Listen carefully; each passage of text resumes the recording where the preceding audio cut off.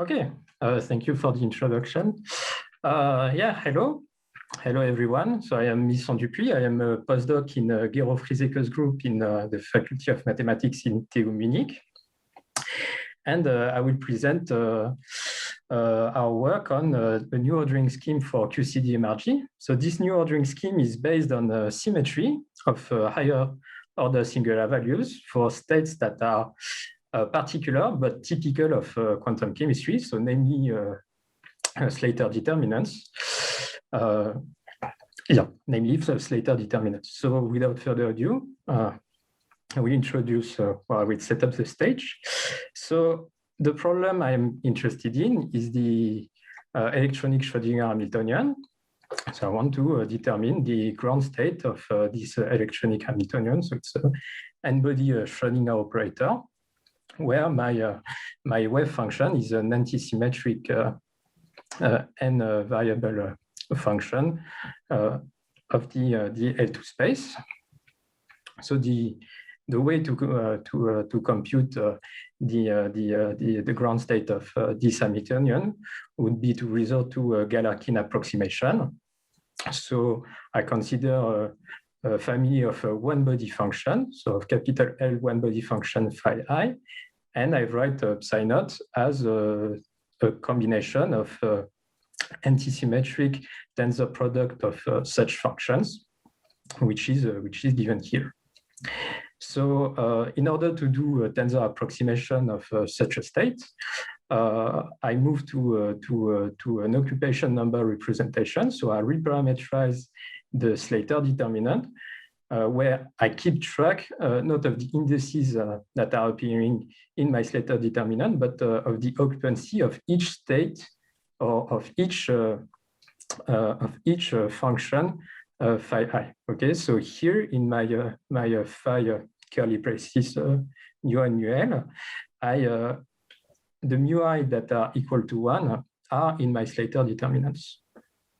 So now the object of interest is this tensor here, which is a tensor of size 2 to the power L.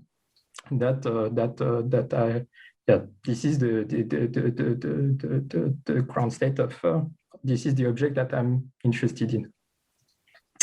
So what I do when I do this occupation number representation, in fact, I consider my wave function not in the space of n variable L2 function, but actually what I'm doing is consider the function in the full discrete Fock space of size capital L. And so this is the tensor that I'm interested in. So at the core of the QCD-MRG, what I do is, well, what is done is that this rather large tensor is then approximated by a tensor train. And so the hope is that this high-dimensional tensor is well approximated by a low-rank tensor train. So just a few words about the MRG. So it was first introduced for linear spin chain models, and then it was successfully applied by several groups to quantum chemistry systems, and it is known as QCD-MRG. So one important difference between those two applications is the fact that for linear spin chain models, the ordering is given. Well, there is a natural ordering which is given by the interaction picture of our model. But when you consider a quantum chemistry application, the labeling of the sites is in fact given by the labeling of the background basis. So here, of course, the question that comes to our mind is the influence of reordering the background basis, and also if the influence is large, what is how to determine a good ordering of the background basis, which would ensure a low tensor train rank of approximation, an accurate low tensor train rank of our original tensor psi naught. So to answer the question about the influence of the ordering does matter. so here in this plot, I plot the ground state of the urban model. Well, the eigenvalue error of the ground state for urban model where I switch different sites. So here the plot that I have, so in different colors, it's the eigenvalue error during the sweeps of a DMRG calculation where I periodically increase the bond dimension. And the different colors here are, well, they correspond to the sites, to sites that are switched, that are further and further apart. And what we can see here is just by switching sites that are quite close to each other.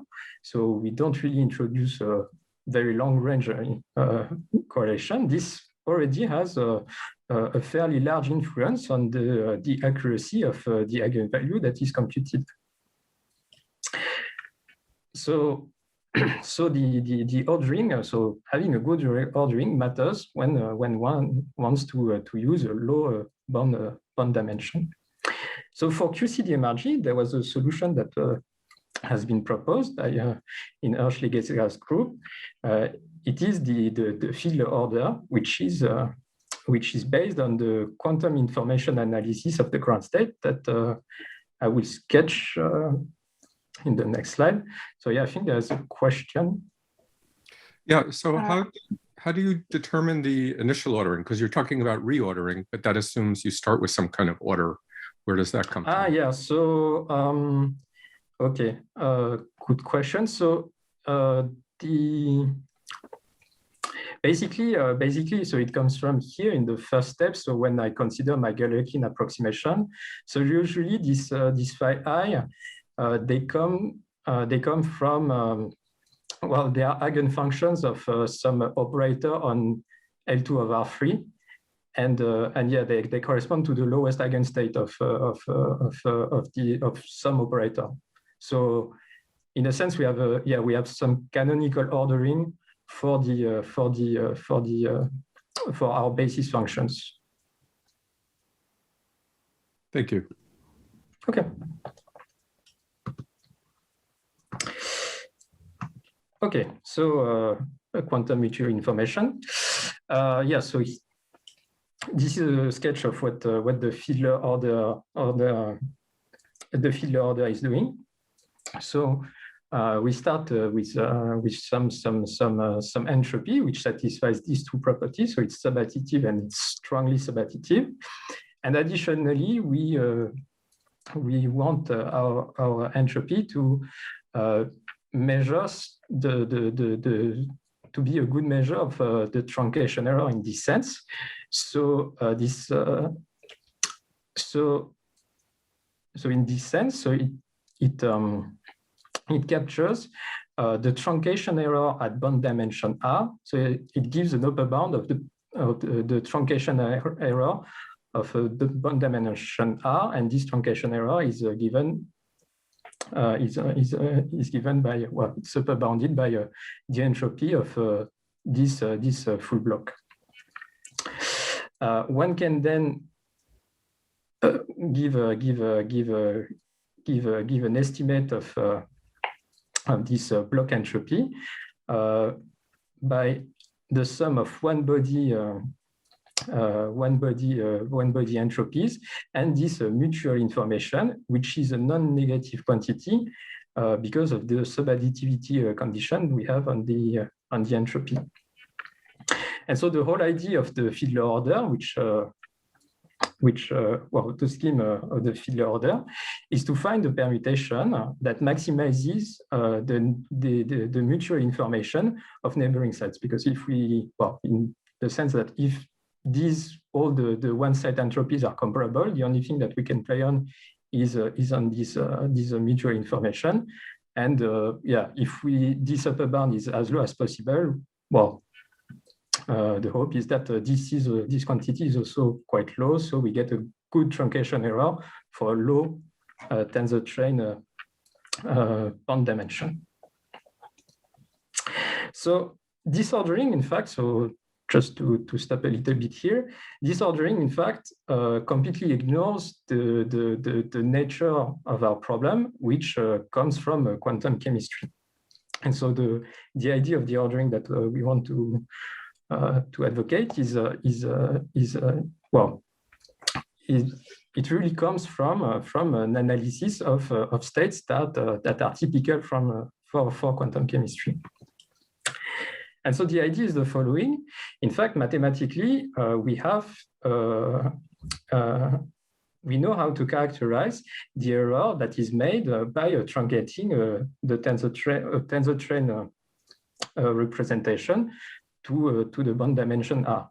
It is in fact given by the L2 norm of the discarded singular values of the successive reshape of our original tensor. So it gives an upper bound of this the best approximation of the tensor train of bond dimension R, and also a lower bound up to some prefactor. So now, if we want to understand the approximability of some state coming from quantum chemistry by a tensor train, one needs to look at what is the behavior of these higher singular values for such states. So what we wanted to focus on is on the simplest state that come from quantum chemistry, and this is the Slater determinant, which can be seen as the ground state of non-interacting Hamiltonian. So the state that I consider is some capital psi, which is a Slater determinant of psi1, psi-n, which is spanned by some background basis, discretization basis phi k. So here I assume that these two are orthonormal families, so that I can relate these two using some partial isometry capital U. So using that, I can then express my wave function capital psi using by coefficients that are given by the determinants of the submatrices of my partial isometry capital U. In the occupation number representation, the tensor that I try to approximate is given by this formula. So it is 0 if I don't have exactly capital N mu I that are equal to 1, and is given by this coefficient otherwise. So for these states, we were able to show the following thing. So first, if you consider this reshape, there are exactly 2 to the power n positive singular values. So it's independent of the number of discretization bases that you consider.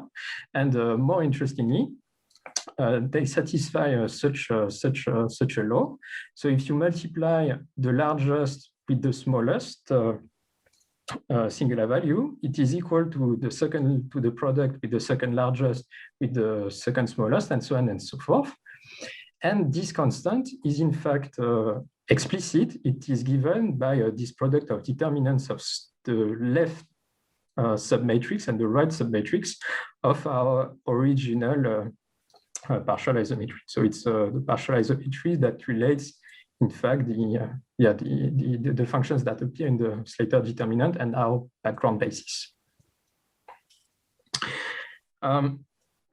So here, I mean, this result can be generalized to other reshapes of the tensor, and but more interestingly, this kind of means that for such states, one cannot really hope for a fast decay of the singular values, and in fact, the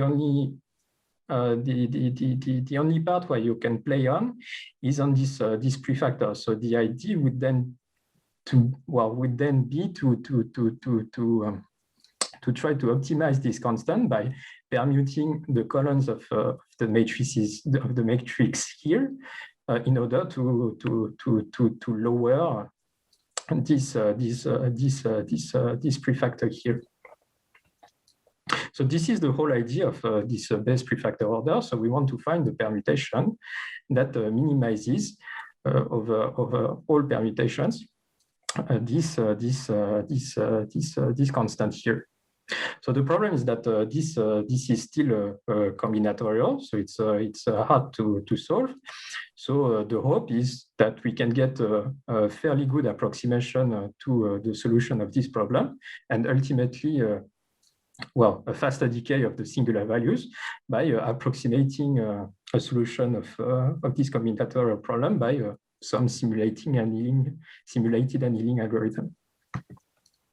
So this is this is the numerical experiments for some Slater determinants. So I just, so for also to get these plots, so here, yeah, okay. So to get these plots, I select randomly some partial isometry. I construct my Slater determinant, and then I consider the middle reshape, the singular values of the middle reshape for different orderings that I plot here on the left. So what we can see is that if we, so in blue, we have the distribution of the singular values for the canonical order. In red, this is what I obtain if I apply the Fiedler order. So one can gain about 1 order of magnitude. But if one considers the ordering that is given by the best prefactor order, then one can see that we can actually gain 4 to 5 orders of magnitude. And that, well, an approximate solution can be quite close to the best prefactor order. Of course, the question is, how fast we can obtain a good approximation. So this is the plot on the right. So here already with 100 permutations considered, just using our criterion for Slater determinants, we actually beat the Fiedler order by two orders of magnitude. So the next question is, what about, not a pure Slater determinant, but some mixed states. So when you apply the scheme only for the dominant Slater, what you observe is that you have results. So it's still better than the canonical order, but it's but you don't gain really that much compared to the Fiedler order. One in fact needs to optimize the criterion for the first and the second Slater determinant. So this is so you need to optimize this criterion for both Slaters, and this is the distribution of the singular values you get in the green plot. So to make it a practical scheme, so here so far in the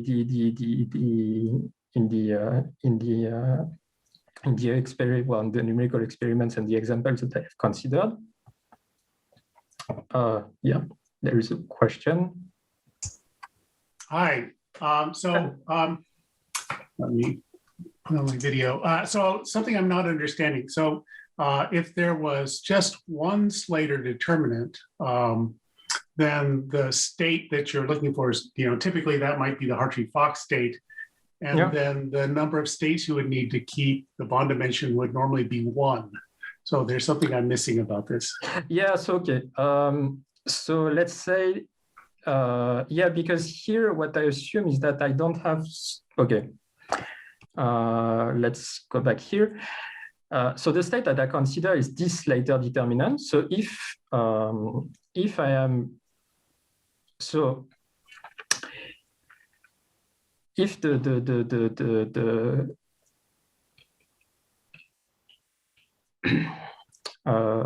okay, so the thing is, I assume that I don't know, let's say, the psi I that I am using, and I just consider some background basis phi k that spans this psi I. If I do a rotation of my basis, then what I would retrieve is in fact a tensor train of bond dimension 1. Mhm. Do you see what I mean? Right. Mm-hmm. But here, in fact, so here it's here I assume that my original state is a Slater determinant, which is unknown, which is given by some that is captured by my background basis, and then I perform a tensor train approximation of my original state. Right, but still assuming that the actual state that you're trying to represent is a Slater determinant of some form. Yeah, exactly. Okay. Okay. Okay, thank you. Okay.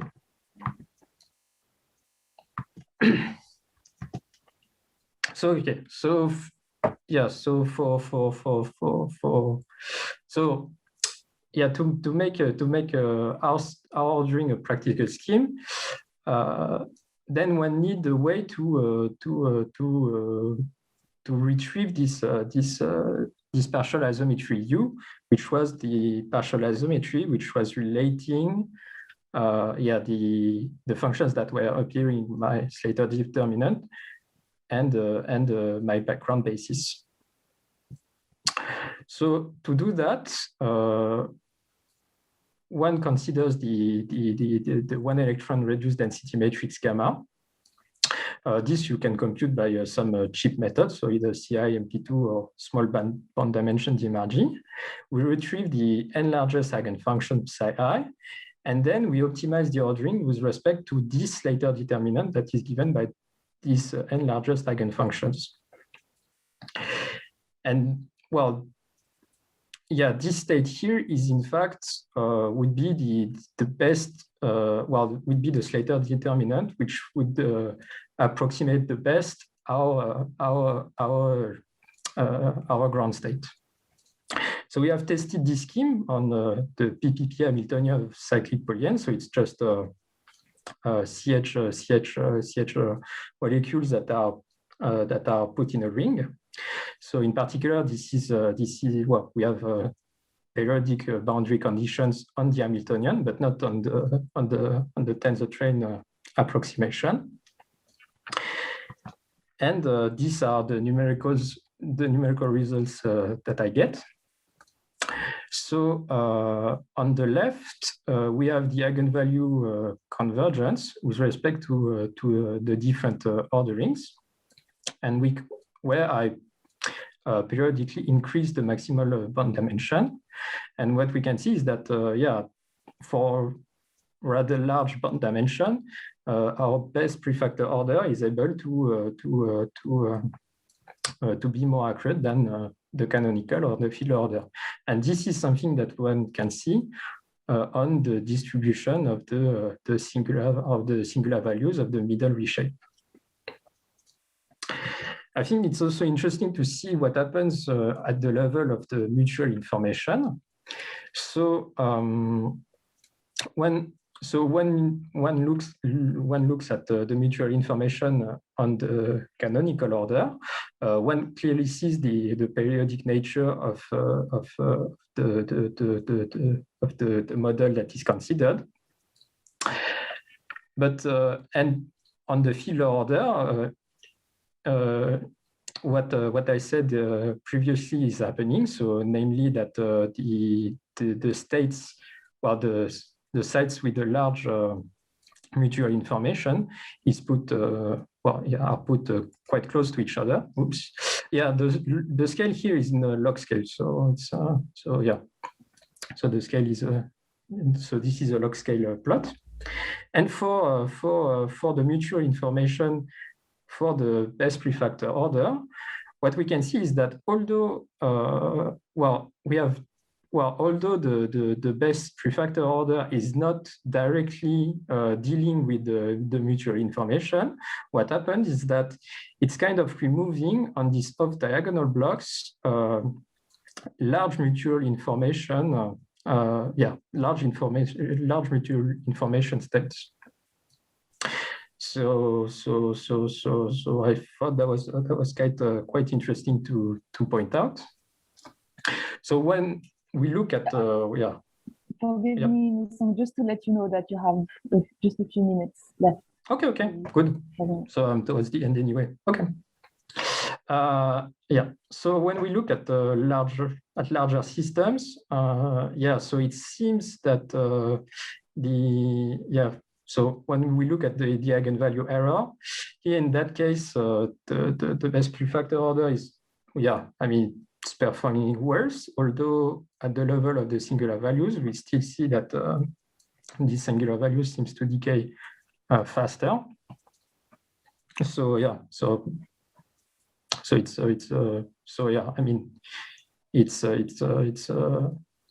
probably the error here may come from from errors of from the singular value distribution with respect to other reshapes. So this is something to investigate.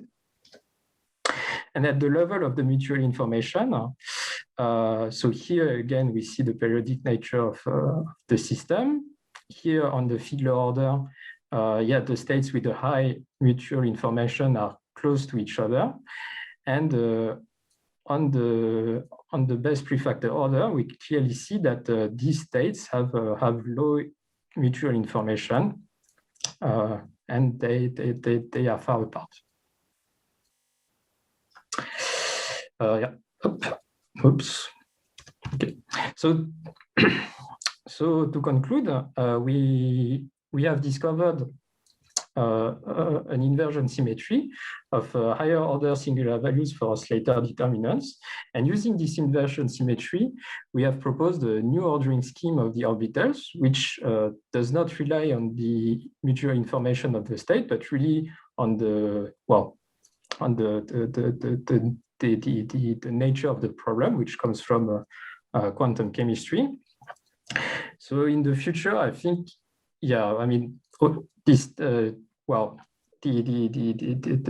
the first thing to do would be to apply this to more realistic systems, so on real molecular systems, and maybe also something that I think would be worth to try is try to reduce the complexity of the combinatorial problem to determine this best prefactor order.